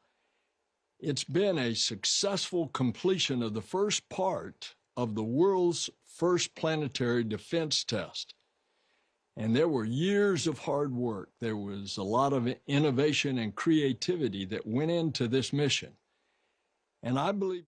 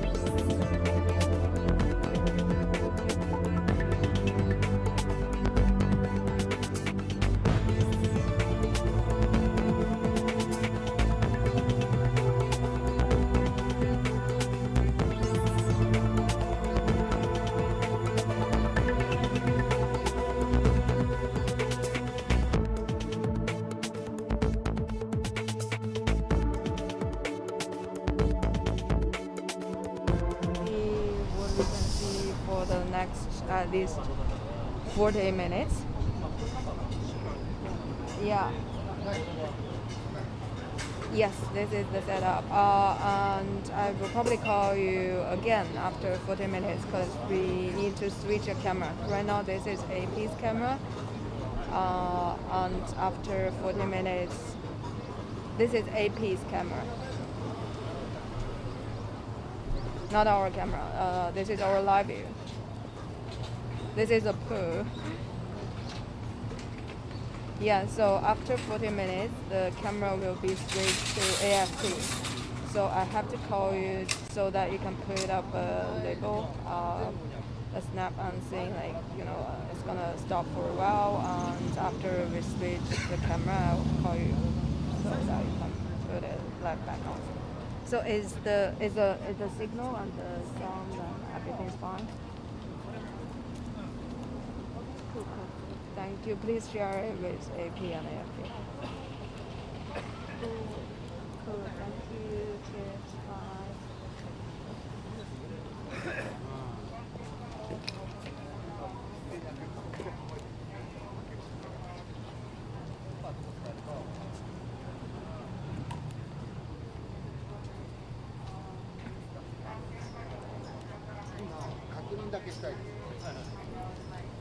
一応現状このプラチェーンって多分図面上ここだと思うんです。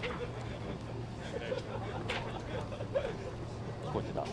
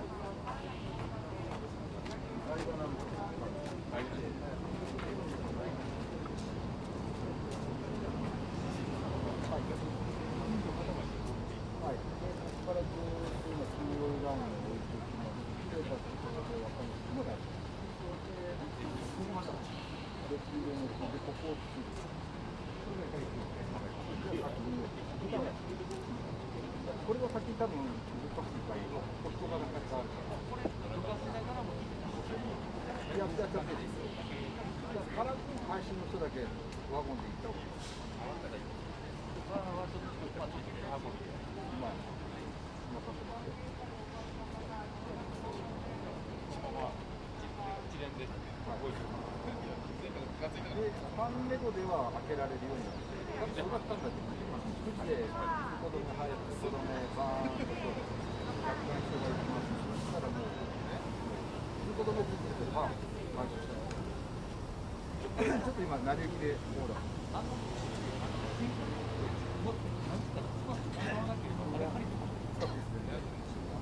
喧嘩用のさ、手何個か持ってこない。回収用で。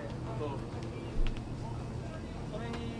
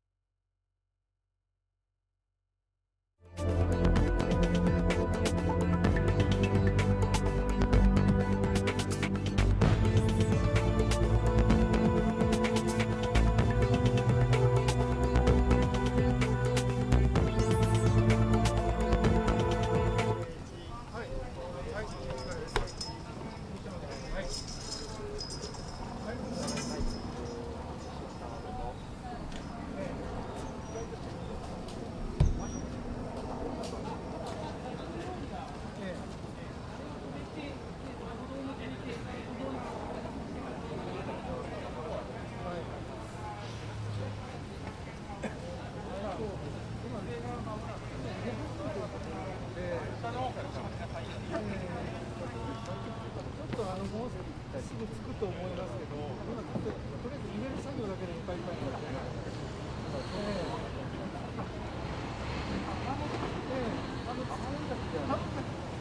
係は配置してるので、つくのは間違いないです。わかりました。はいはいはいはいはい。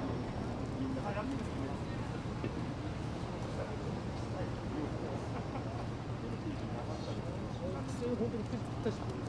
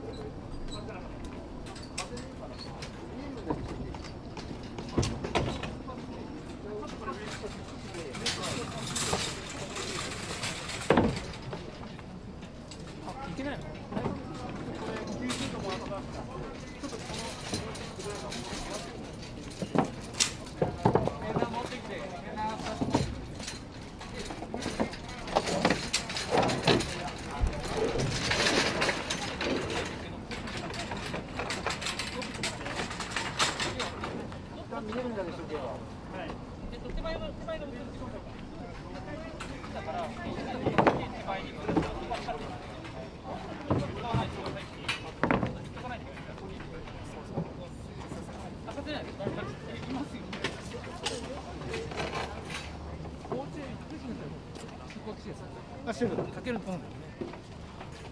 これじゃあ一般メディアじゃなくて政府記録用ってことですか？あっちでも名古屋テレビとか来てますよ。あれ。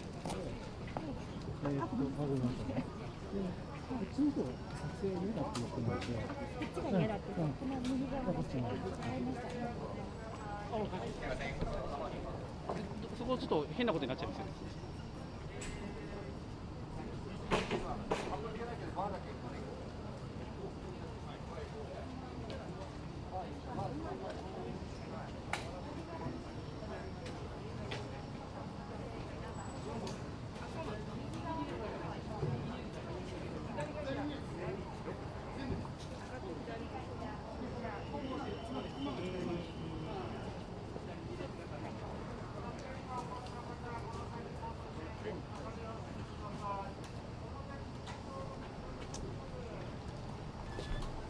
先に右2列が動きますので、右2列だけ OK ですのでお願いします。右2列だけ OK です。先に右2列動かします。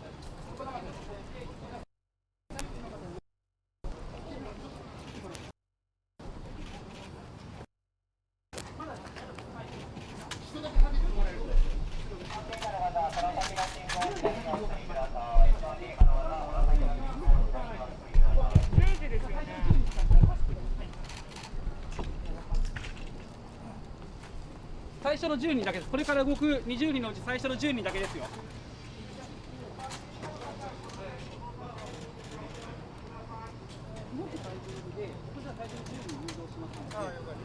ょっと間を空けてから後ろ10人動かしてください。その時にもうダメですよってお願いします。はい。ただ歩けないですよね。どう行くんですか？どういう動作なんですか？動線はスプリント化に向かって、どこからここ誘導？要は歩道が縛らないと。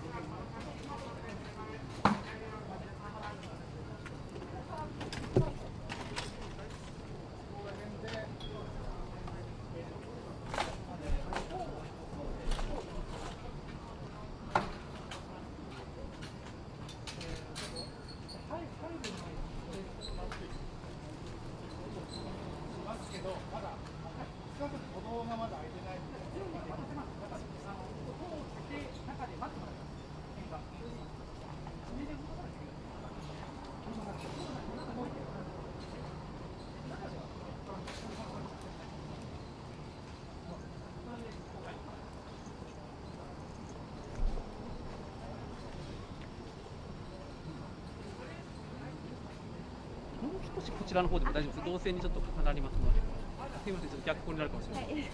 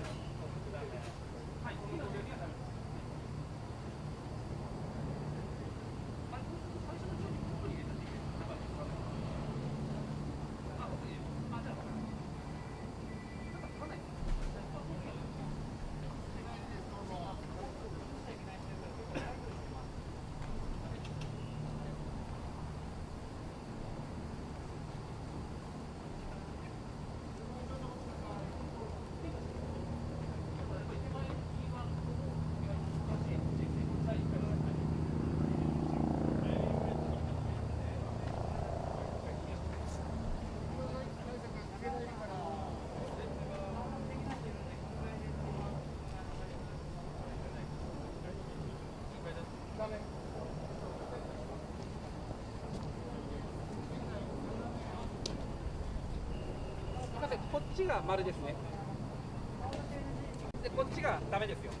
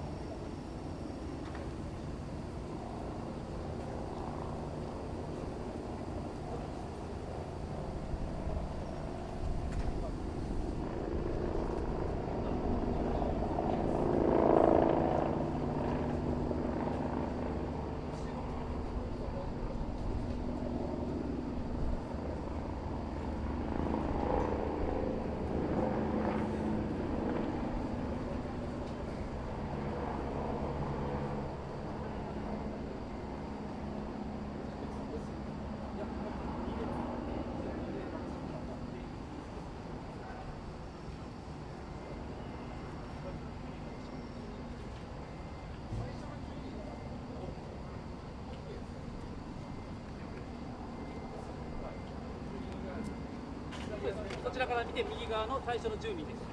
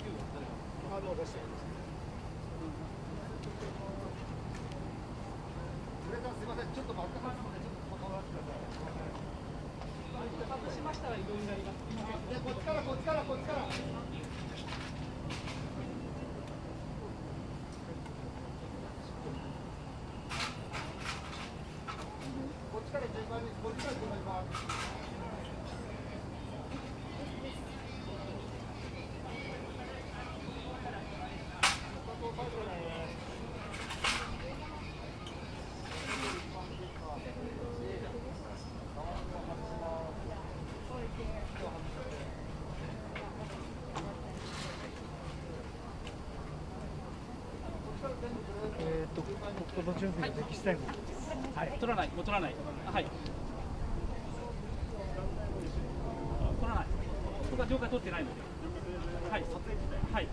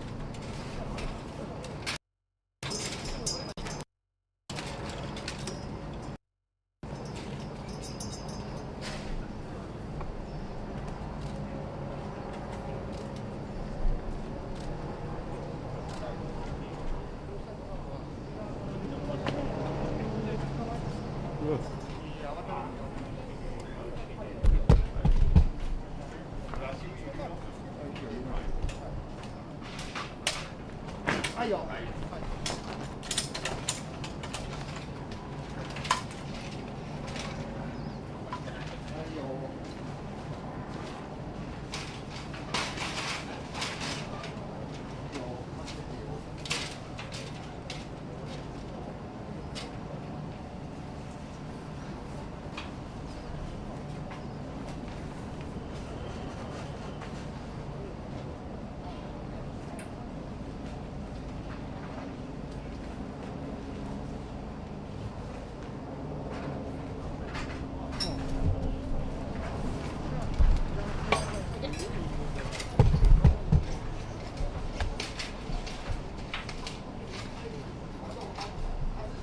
からウエイトだけ回しますので、そしたらこういうパッとだけではとりあえず仕上げできる。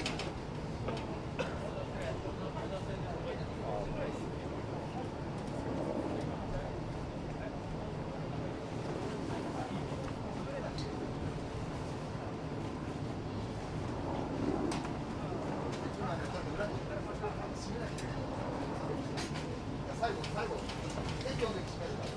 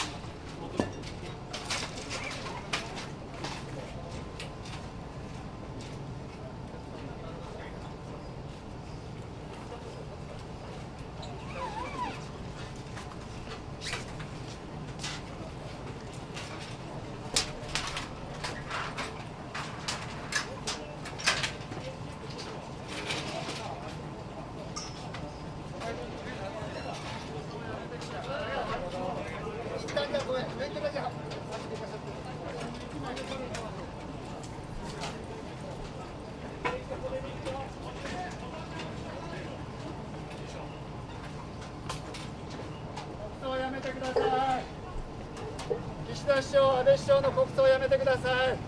私たちの税金を使って国葬なんかやっちゃいけない。報道を開けてください。報道を開けてください。法の下の平等と内心の自由を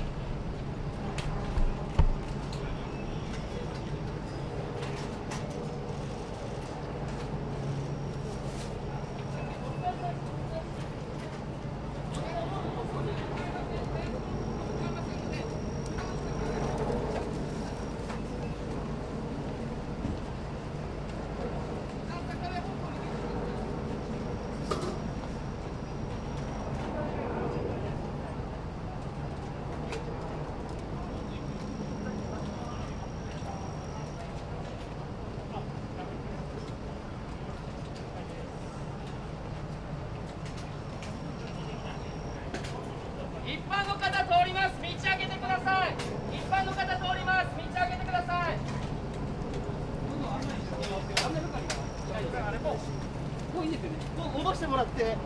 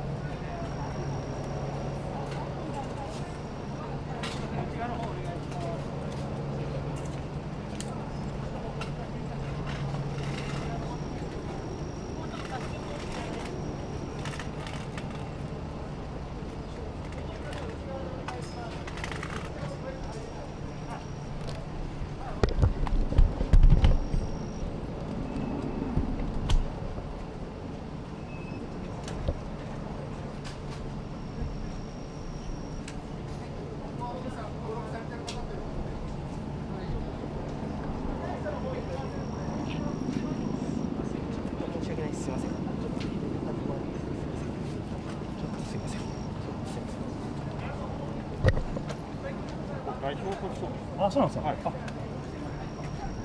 あ、失礼します。はい。冬にははい。ここ自体がもう相当な。あ、そうなんですね。はい。入れないです。あ、わかります。はい。入んない向こうで。向こうです。あっちなんで。あっちの方です。すいません。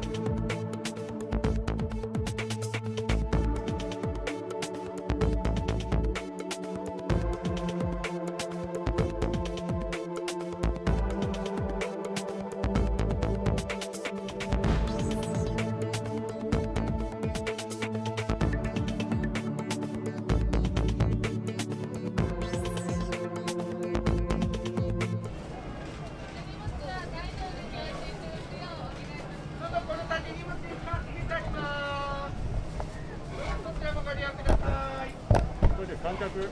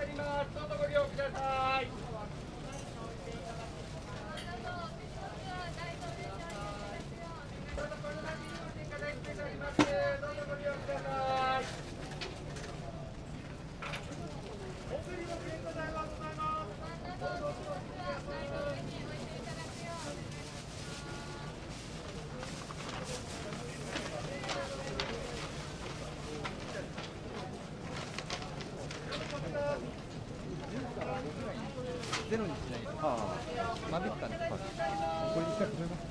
撮影はご遠慮ください。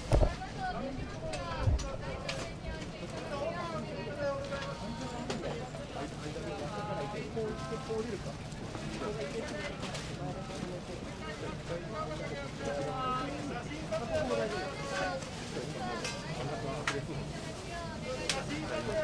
手荷物の方。手荷物の方を置いていただけますか。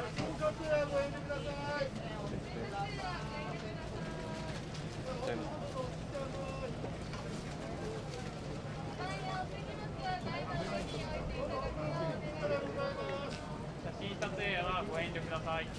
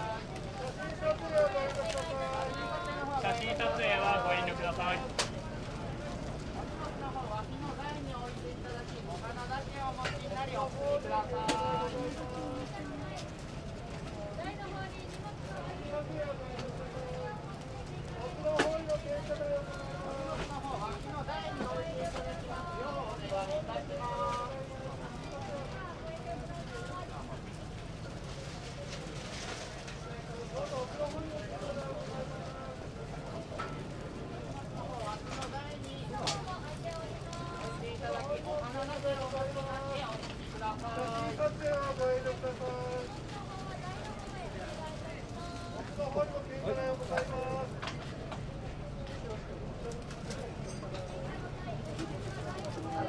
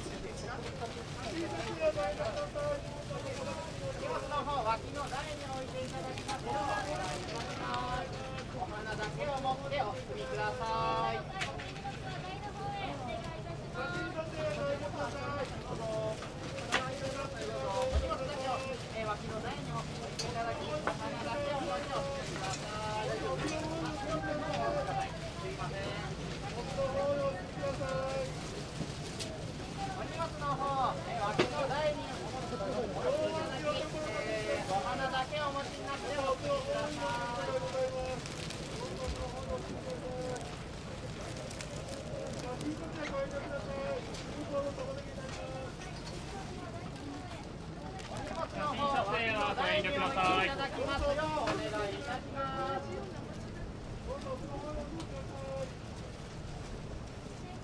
すべて脇の台に置いていただき、お花だけをお持ち。写真撮影はご遠慮ください。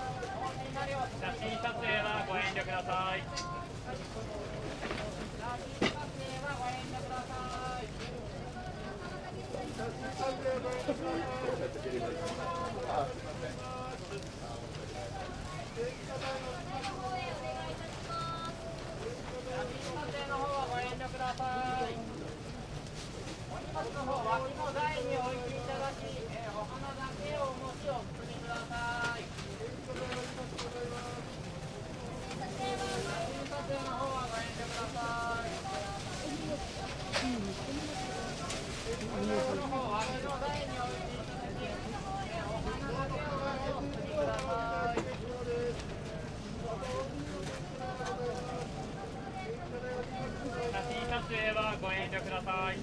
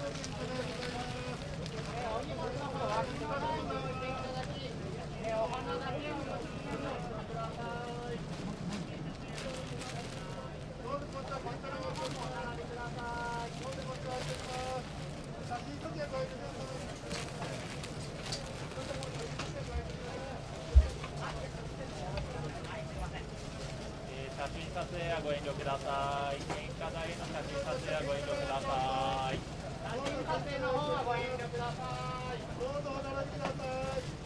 お荷物の方は脇の台に置いております。献花台への写真撮影はご遠慮ください。写真撮影の方はご遠慮ください。写真撮影はご遠慮ください。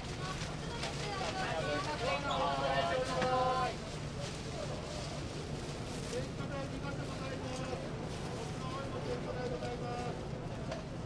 い。撮影はご遠慮ください。お花だけを撮影はご遠慮ください。撮影はご遠慮ください。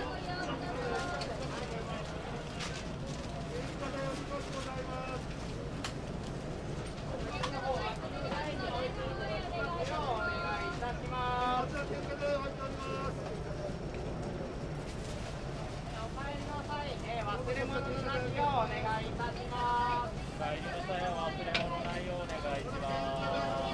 帰りの際は忘れ物にご注意ください。献花台への写真撮影はご遠慮ください。お帰りの際は忘れ物なきようお願いいたします。帰りの際は忘れ物にご注意ください。献花台は出発でございます。撮影はご遠慮ください。への写真撮影はご遠慮ください。献花台への写真撮影はご遠慮ください。忘れ物なきようお願いいたします。帰りの際はお忘れ物ないようご注意ください。写真撮影の方はご遠慮ください。献花台への写真撮影はご遠慮ください。献花台への写真撮影はご遠慮ください。お荷物の方脇の台に置いていただき、お花だけお持ちをしてください。献花台への写真撮影はご遠慮ください。お忘れ物なきようお願いいたします。帰りの際は忘れ物なきようお願いします。台の方に置いていただき、お花だけお持ちをお進みください。お帰りの際忘れ物なきようお願いいたします。写真撮影の方はご遠慮ください。写真撮影の方はご遠慮ください。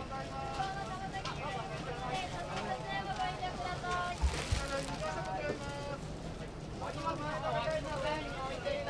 だきはご遠慮ください。帰りの際は忘れ物なきようお口ください。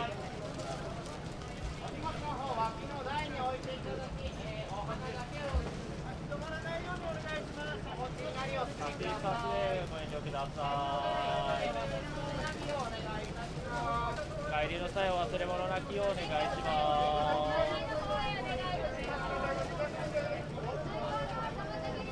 写真撮影ご遠慮ください。写真撮影ご遠慮ください。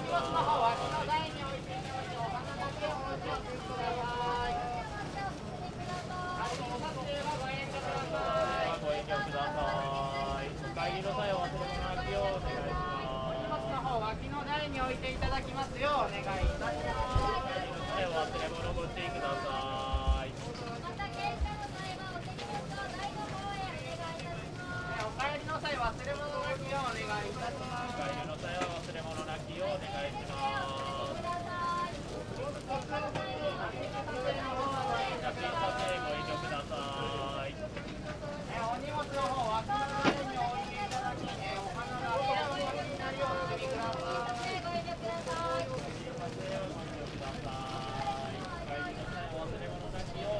お帰りの際忘れ物なきようお願いします。お帰りの際忘れ物なきようお願いいたします。写真撮影ご遠慮ください。写真撮影ご遠慮ください。お帰りの際忘れ物なきようお願いします。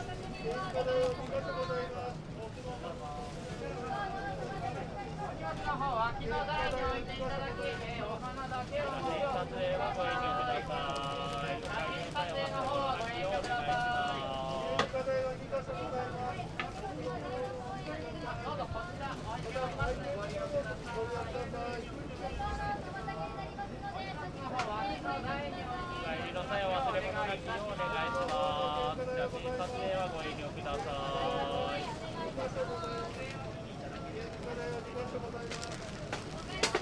脇の台に置いていただき、お花だけお持ちになりお進みください。帰りの際忘れ物なきようお願いいたします。帰りの際は忘れ物なきようお願いします。写真撮影の方はご遠慮ください。結果台の写真撮影はご遠慮ください。お荷物の方脇の台に置いていただき、お花だけお持ちになりお進みください。お帰りの際は、お忘れ物なきようお願いいたします。お荷物の方脇の台に置いていただきますようお願いいたします。撮影はご遠慮ください。奥の方にも献花台ございますので、そちらの方にもお願いいたします。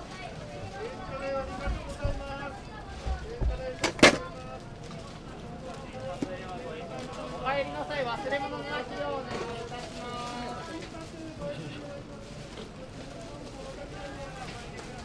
真撮影の方はご遠慮ください。お荷物の方脇の台に置いていただき、お花だけお持ちになりお進みください。写真撮影はご遠慮ください。お帰りの際忘れ物なきようお願いいたします。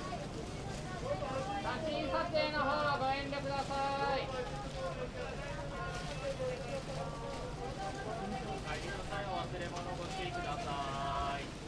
お荷物の方脇の台に置いていただき、お花だけお持ちになりお進みください。お帰りの際は忘れ物なきようお願いします。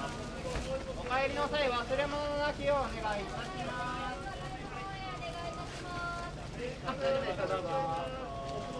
お荷物の方脇の台に置いていただき、お花だけお持ちになりお進みください。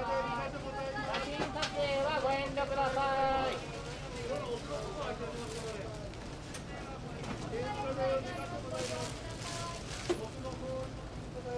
お荷物の方脇の台に置いていただき、お花だけお持ちになりお進みください。お帰りの際忘れ物なきようお願いいたします。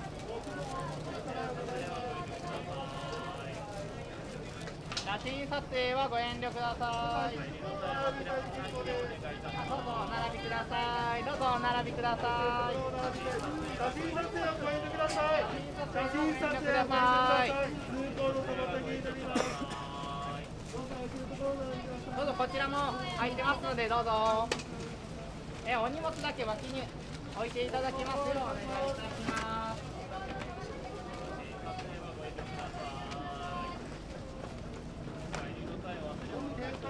あちらも空いておりますので、そうですね、大丈夫ですよ。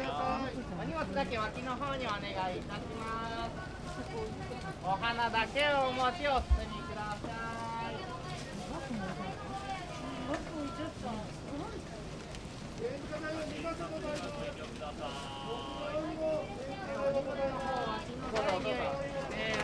置いていただき、お花だけお持ちになりお進みください。お帰りの際、忘れ物なきをお願いいたします。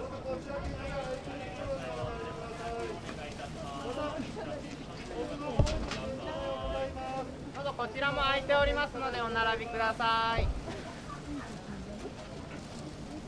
写真撮影はご遠慮ください。お荷物の方、脇の台に置いていただき、お花だけお持ちお進みください。帰り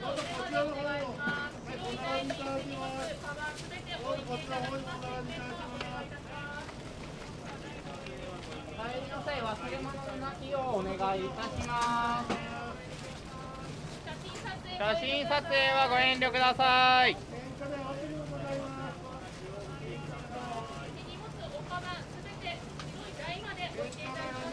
あちらの方も空いておりますので、どうぞこちらお並びください。どうぞ。どうぞお並びください。